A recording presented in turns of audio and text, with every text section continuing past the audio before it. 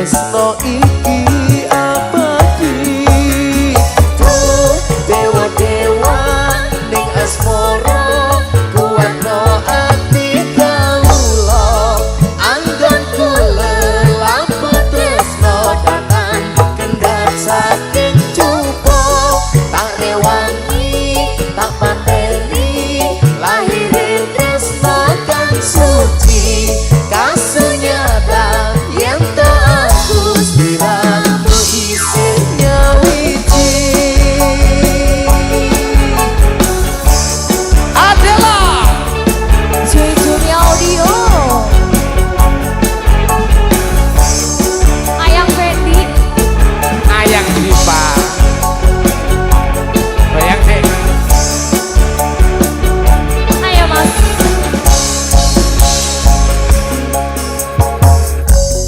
Kang mas kowe sing tak sayang ralino aku butuh kelangan.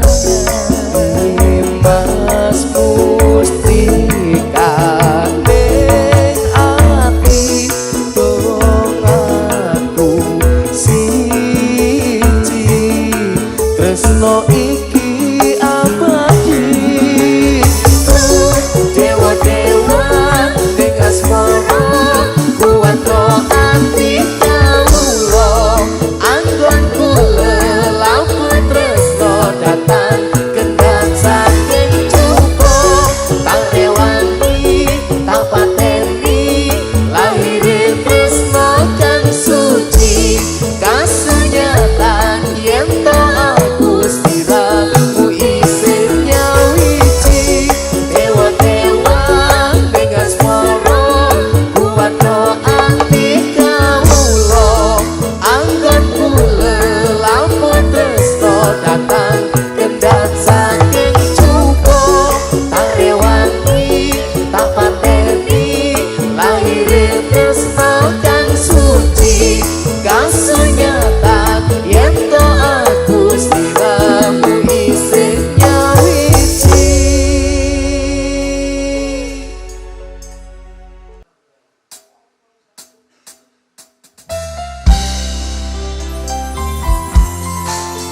Adela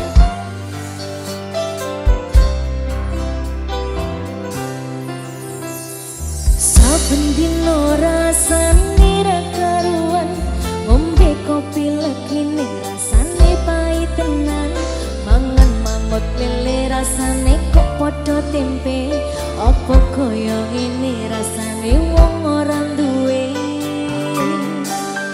cintaku mbok ya sampun lene sudah suka iso rasa kudu nganggo macucu emanan paras ayu muda ketok karo atimu rungokno tembangan manisku. Duh sayang ngapunten saestu yen keresaku nuruti apa karepku tapi ojo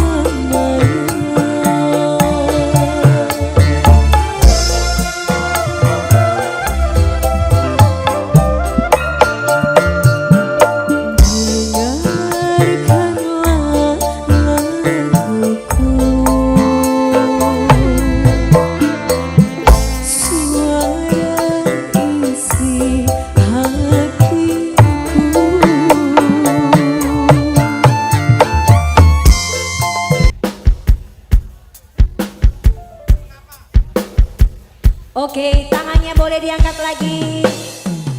Oh.